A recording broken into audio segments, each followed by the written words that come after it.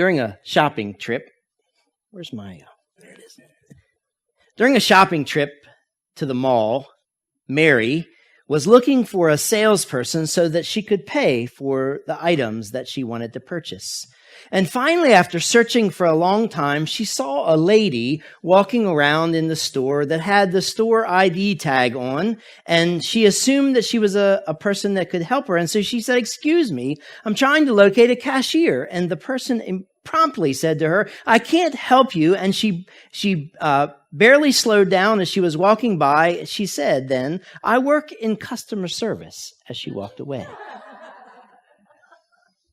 We laugh at that and we think it's funny, but that's what we do as followers of Jesus every time we have the ability to do something to help someone else and we turn our heads and walk away. It's the same thing. This week, after sharing on Facebook about how I am encouraging our friend Walter Davidson and the church next door, Beacon of Light. Yes, that is Bethany Lutheran Church, but Beacon of Light meets there. As I was sharing the beautiful story about the ways in which they would like to pull the trigger and finally buy a warehouse, something that we've talked about for a long time, to buy a warehouse to use as a homeless shelter year-round and not have to switch from church to church to church like we do, the 15 or so churches do every winter from January to March. And as I shared that beautiful story on Facebook, one of my friends from seminary, whose name is Amy, wrote this. She said, "I love how your ministry vision always turns into tangible reality. This is the gospel well told." And I agree with her, and I knew what she was saying, but I responded because I wanted others to kind of get this. And I said, if not tangible reality, what is it? It's not a system of belief, but a system of engagement with the world that flows out of our divine relationship with God. We're in week 3 of a series that I've been calling At the Core of Joy, where we've been looking at the core values that Community of Joy has. We have 8 of them. 7 of them are 2 words. One of them is 3 words. We'll get to the 3-word one next week. Core values are guiding principles that dictate our behavior. They're not just words on a wall or words on a piece of paper or words on a website. They're values that we hold together as a congregation that guide the way we act collectively and guide the way we act individually. We have 8 core values here. The first one is always the first one, and then the rest of them can fall in place any way you want them to. But the first one is always Jesus. Because all that we're about as a church, as a body of believers, as a body of followers of Jesus is Jesus. All that we're about, all that we do, all that we say, we want to represent him wherever we go. So we say here at Community of Joy, at the core of joy is always Jesus. And then last week, we talked about a second core value that we have. It doesn't have to be the second one. It could be the last one, but it's called open arms. At the core of joy is always Jesus, who has open arms. Jesus had open arms. He accepted, he welcomed, he embraced people who that society pushed down, pushed out, pushed to the margins and the fringes, the nobodies. He was called friend of sinner. It was a badge of honor for him. It was meant as a pejorative term, but it was a badge of honor that Jesus wore because he met people right where they were with open arms. If you missed those 2 sermons, they're on our website. You can listen to them on our YouTube channel. I can't talk very well this morning. And so this week, we're looking at a third core value that we have at the core of joy, we believe, are always serving hands. Or are serving hands, not always. Yes, always. And part of part of what I want to say about this is, it's us. Serving hands is who we are. I don't know if you've seen the fabulous movie, The Greatest Showman, but if you haven't, go see it. It's still here. It's been here a month or so. It's been here so long that it's that good. And it's a musical, and if you haven't seen it, let me just tell you about a little piece that it just was beautiful. It has on so many levels, The Greatest Showman has so much to teach us and to say to us in our society. It's a story of P.T. Barnum, who brought Barnum Bailey Circus. And he found all these misfits, all these people who society pushed to the edges and the margins, and who, he brought them, he made them famous. And so he's making lots of money, and they're making lots of money, and they're gathering crowds in the circus, in the museum. At that point, it hadn't gone to the tents yet. And then he discovered this person who sings really beautifully, Jenny Lind, and he started doing opera performances with the wealthy, and he invited these misfits to come and be a part of it, but then they wanted to come down and be in the limelight, and he's pushing them aside and saying, no, not now, you can't. And the one bearded lady who starts singing this song, this is me.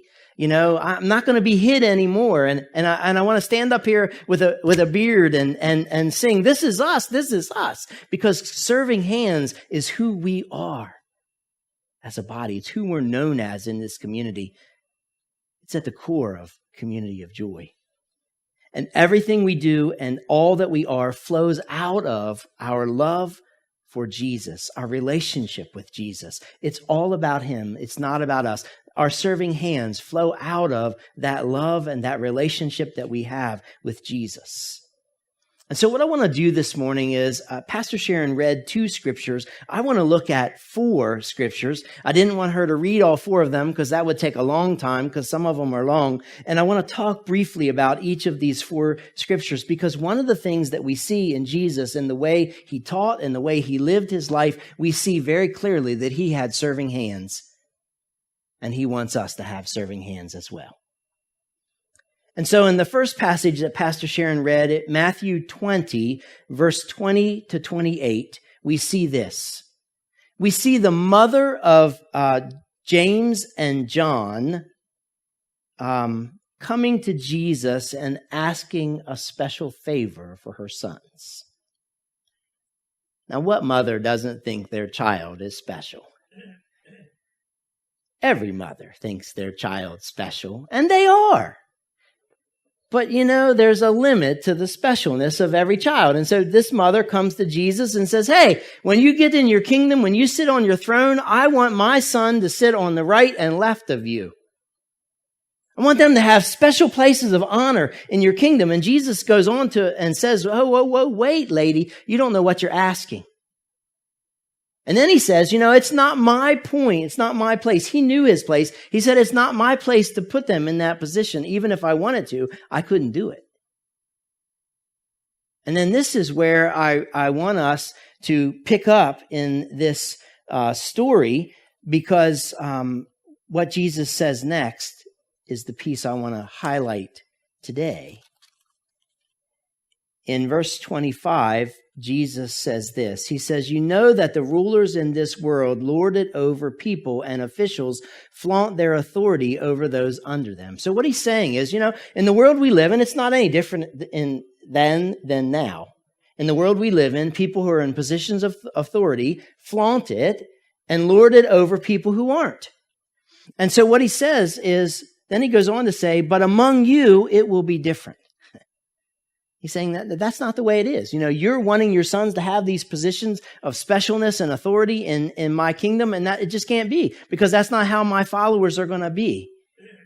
Among you, it will be different. Whoever wants to be a leader among you must be your servant, and whoever wants to be first among you must be your slave. For even the Son of Man, he's saying, even myself, came not to be served, but to serve others and to give my life as a ransom for many.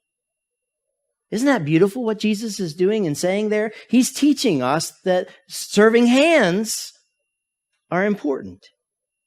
He's teaching us that if you want to be great, the greatest of all will be a servant of all. All that we do here in this congregation is a lot of what we do has to do with having serving hands in the community. humbling ourselves and recognizing that we aren't any better than anybody else and that we become great by serving others. So if you want to be great, become a servant. Roll up your sleeves. Get your hands dirty. Engage. A basketball coach translated this principle to his team, and he told them, good people do for themselves, great people do for others. That's really what Jesus was saying. If you want to be great, roll up your sleeves and get dirty hands and get involved in people's lives and meet needs that you can meet. If you want to be great, become a servant of all. Have serving hands. At the core of joy are serving hands, brothers and sisters. Just a few chapters later, in Matthew 23, we see Jesus criticizing the religious leaders. And this is the whole chapter, and it's long, and I didn't want to read it, but he's saying, woe to you, religious leaders and Pharisees, leaders of the religious leaders, scholars of the law, religious leaders and Pharisees. Woe to you, woe to you. You're oppressing your people. You're being showy. And then he says in verse 11, chapter 23, verse 11, Jesus says, the greatest among you must be a servant. But those who exalt themselves must be humbled those who exalt themselves will be humbled, and those who humble themselves will be exalted. And so if we're going to have serving hands, brothers and sisters, we have to humble ourselves. Jesus is teaching that. When you have serving hands, you have a humble spirit. You see yourself not as great, but as someone who can meet the needs of others around you. And you ask this question, if not me, then who? If not now, then when? And you roll up your sleeves and you engage your serving hands. It's what we do. It's who we are. This is us. And then in John 13, another passage that Pastor Sharon read, it's a beautiful scene. We often read it at our feet washing service, which we do twice a year. Jesus knows that the end of his days here on earth are coming to an end, and he's trying to instill upon his disciples this idea that they are to have serving hands. And he knows that when he's no longer here, they're going to flounder and they're going to struggle to find their identity. And so he's trying to impress upon them who they are as his followers. Because it's not just a system of belief that we subscribe to. It's a system of engagement. Because of the love and mercy and grace of Jesus shown to us, we engage with the world and share that love and grace and mercy through our serving hands. And so Jesus is gathered in a special room, in a special place, to have a special time with his followers, and he puts a towel around his waist. And he stoops down at their feet to wash their feet, and when he comes to Peter, Peter objects. And he objects because that's not a role that a teacher, a rabbi, a respected religious leader in the community should have. It's a role that someone who's not even allowed to be at the table takes on. When you come to someone's house for a meal, someone who's not allowed to sit at the table, a servant, would wash your feet because they're dusty and they're dirty. And it feels good to have your feet washed. I mean, why do ladies do pedicures? Not because they like the color of the nails. It's because it feels good to have your feet washed.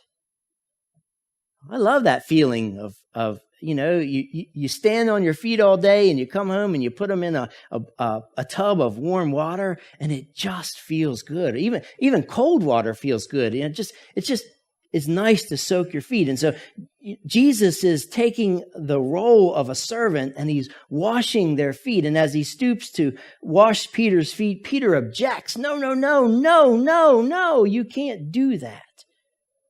And then Jesus calls him out, and Jesus says, after he's done, he says, you call me teacher and Lord, and you're right, that's what I am. And what I've just done to you, I want you to do to others. So he's saying, do as I have done to you. You see, over and over and over again, Jesus is teaching the value of serving hands. Bless you.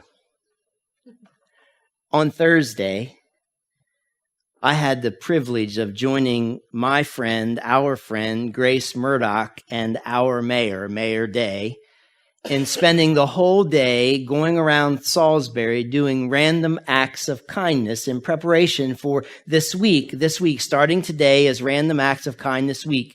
And so the mayor said to Grace, who I call our kindness queen, he said, do something, plan a big day for us to go and make a big splash in the city to touch lots of lives and hearts with doing kindness and sharing love. And so we began our day at Rise Up Drive-Through Coffee right around here on Riverside Drive.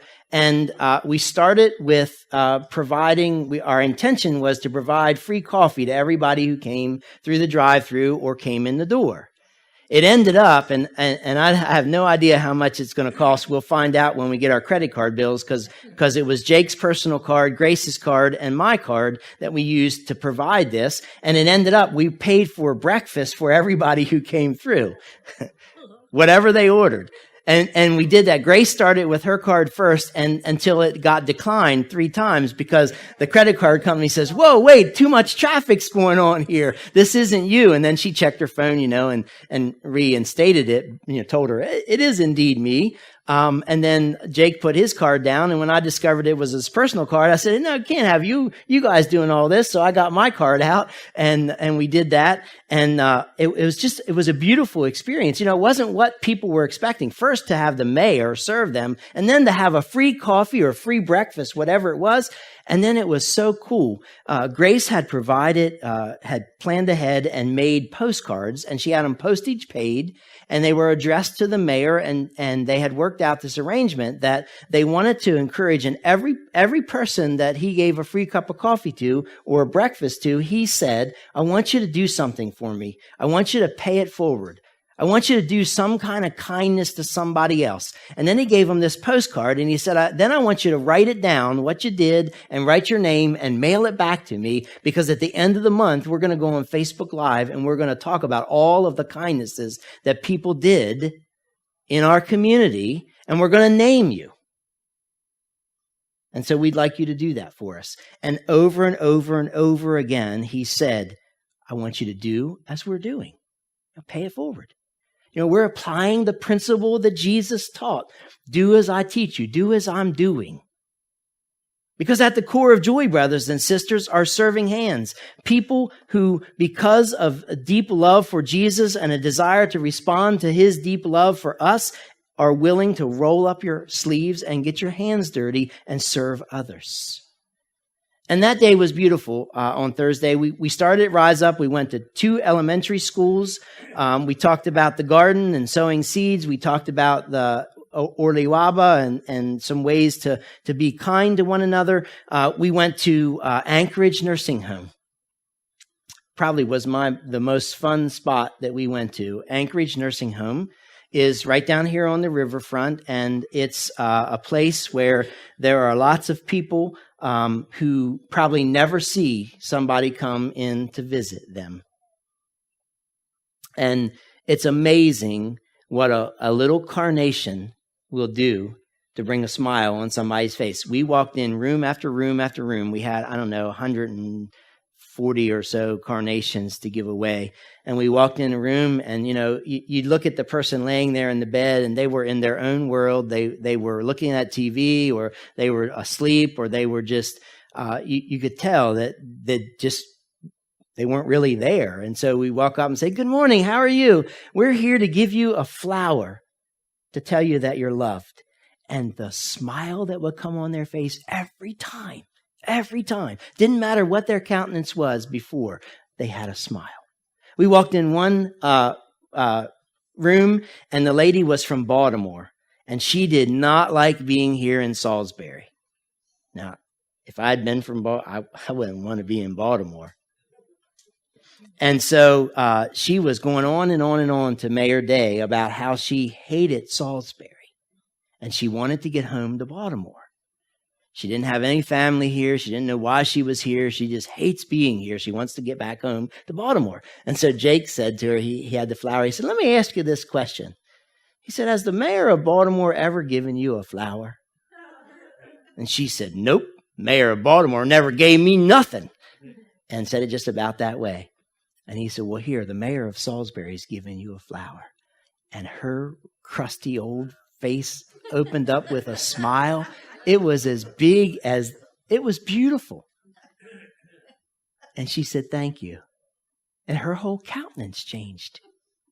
It was amazing.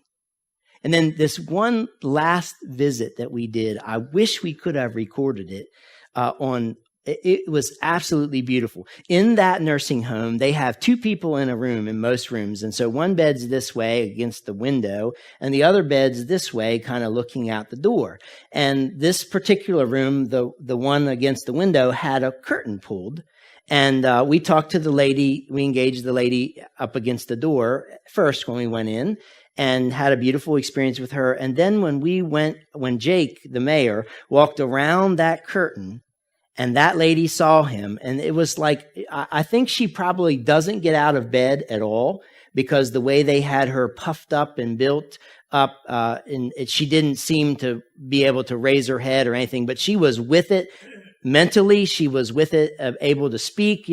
When he walked around that corner, she was like, my mayor's here, my mayor's here. The mayor came to see me. And she was going on and on and on. And she said, I have not lived in a city long. I'm a resident of Allen, but I'm here. And I love what you're doing. You're doing good things. Keep it up. And my mayor's here, my mayor's here. And she was just going on and on. And that touched her life even before we gave her a flower.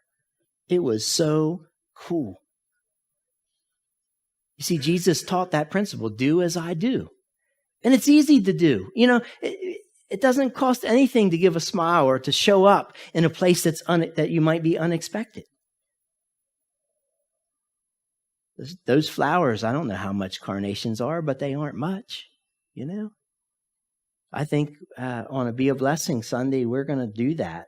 We're going to send a team over to Anchorage with some flowers. We're going to buy them and go over there and just be a blessing. I mean, it's absolutely gorgeous. And yes, we could go to Genesis, but Anchorage gets ignored a lot, I think. Genesis, when you think of nursing homes in the community, I don't think Anchorage gets thought about very often. And by the looks on the faces of the people, I mean, they would probably be the same at Genesis, but it was amazing. At the core of joy are people who have serving hands because of a deep love for Jesus and his deep love for us. Now, near the end of his time on earth, Jesus told a story to impress upon his followers the importance of having serving hands. And it was a passage that I want to read to you now. I didn't have Pastor Sharon read it because it's a little long. It's not a story that actually happened. It's a story that Jesus made up to teach us some things that he wanted us to get clear on. It's a judgment scene. It's in Matthew 25, verses 31 to 46. Listen to this story that Jesus tells.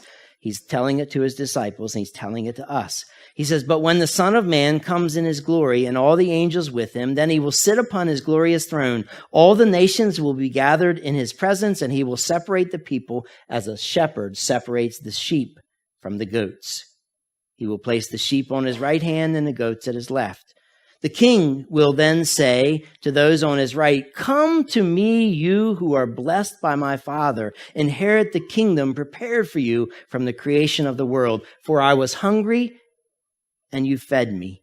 I was thirsty, and you gave me drink. I was a stranger, and you invited me into your home. I was naked, and you gave me clothing. I was sick, and you cared for me. I was in prison, and you visited me. Then the righteous will reply, Lord, when did we ever see you hungry and feed you, or thirsty and give you something to drink, or a stranger and show you hospitality, or naked and give you clothing? And when did we ever see you sick or in prison and visit you? And the king will say, I tell you the truth, when you did it to one of the least of these, one of the people that society pushes to the margins, pushes down and pushes out, when you did it to one of the least of these, my brothers and sisters, you were doing it to me. Then the king will turn to those on the left and say, away from me, you cursed ones, into the eternal fire prepared for the prepared for the devil and his demons. For I was hungry and you didn't feed me. I was thirsty and you didn't give me drink. I was a stranger and you didn't invite me into your home. I was naked and you didn't clothe me. I was sick and in prison and you didn't visit me. Then they will reply, Lord, when did we ever see you hungry or thirsty or a stranger or naked or sick and in prison and not help you?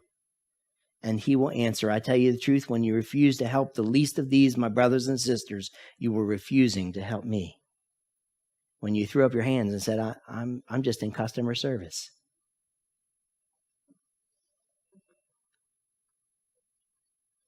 And they will go away into eternal punishment, but the righteous will go into eternal life.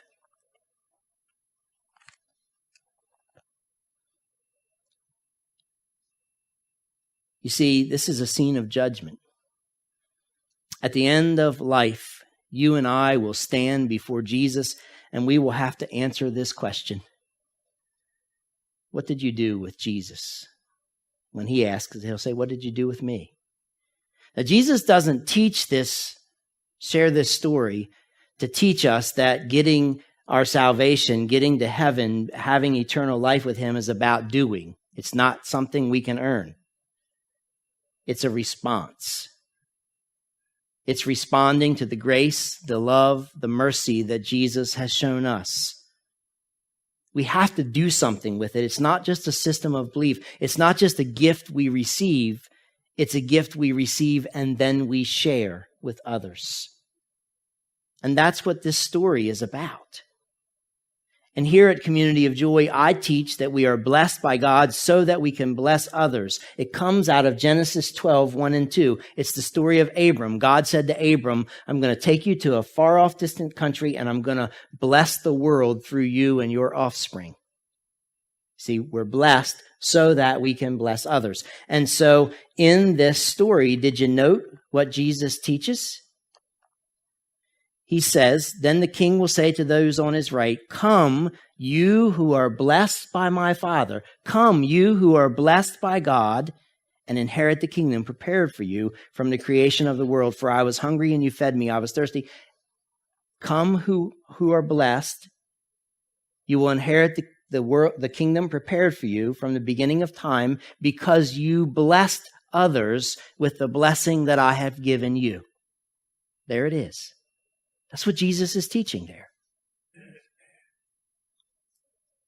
These are the ones who did something with Jesus.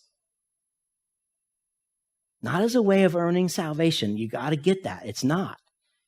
But as a response to the gift that we have been given. Jesus is not teaching works righteousness here.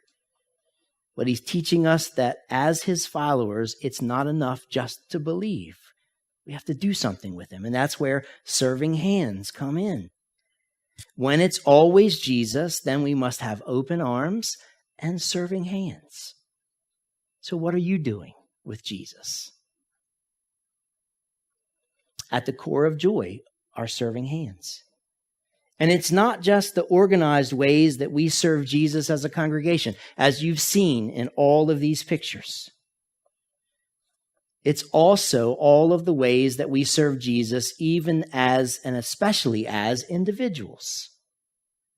I love hearing stories of ways you've employed your serving hands to bless others.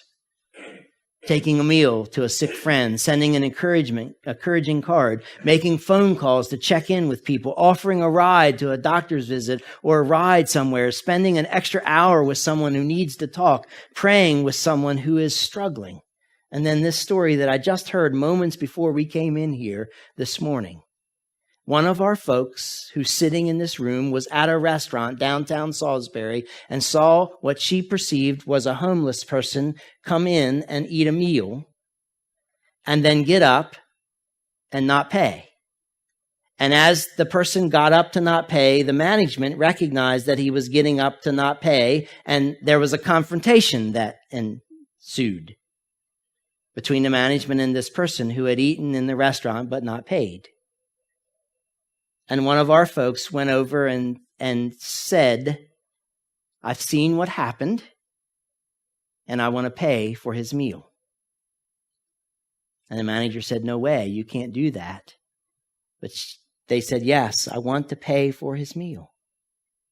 And then they talked to the individual and said, we know what you did, and the management's now on to you, and so it's probably not wise for you to come in here and try that again. And I'm not asking anything from this. I just want to bless you because I'm blessed and want to share this with you. And it put an end to the confrontation. It was a beautiful situation, and it led to a continued conversation with one of our people and the management. And then the manager didn't take the money and gave dessert to our person because of the witness that had happened. See, it's a beautiful thing when we roll up our sleeves and engage, and we have opportunities everywhere we go. Even when we're eating lunch today at Red Lobster, there may be an opportunity where we can bless someone, where we can serve someone. The list is endless. The more you employ serving hands, the more you see needs around you that you can meet. And it's a beautiful thing. Out of response for the great love and mercy that Jesus shows us, we respond with serving hands. What will you do with Jesus? At the end of World War II, there's a town in Europe that had a statue of Jesus with his arms stretched out like this, and it said, "Come to me." Well, the war wasn't very nice to the statue, and it got destroyed in some ways. It was still standing there, but pieces were missing, and the hands were gone. And so they employed some artists in the community to come and fix this statue and get it ready again. And they fixed everything, but when they went to go fix the hands, they couldn't find enough of the crumbled pieces to put the hands back together. And so they had an argument about what to do. And one group said, let's get the artist to make new hands. Another group said, no, let's leave Jesus without hands, and then let's put on the bottom, Christ has no hands but yours. And that's what they did. And that's the way it is in our world. Christ has no hands but our serving hands. You see, at the core of joy, brothers and sisters, is always Jesus with open arms and serving hands. You get that. This is us. And I'm so proud of you that you do. Don't forget that Tuesday night, we're being recognized, we're being honored by our faith-based partners school, Pinehurst Elementary School, at 5:30. Come, whether you signed up or not, come. Enjoy the dinner that they're doing. They're recognizing 10 years of blessing them. It's odd, it's rare that a public school recognizes a church. It's rare that a church has the opportunity to do what we do in a public school setting.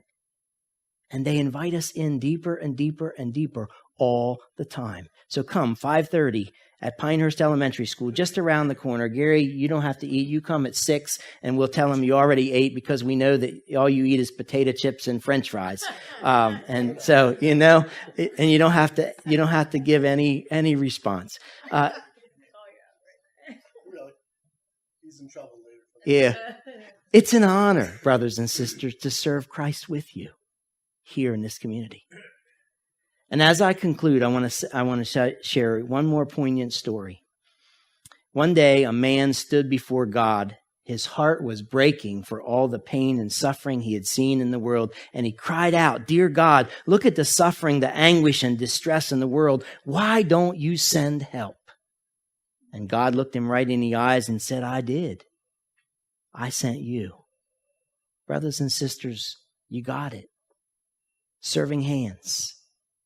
It's one of the ways we engage with the love of Christ, sharing it widely and wildly with others. Thank you for the ways you do.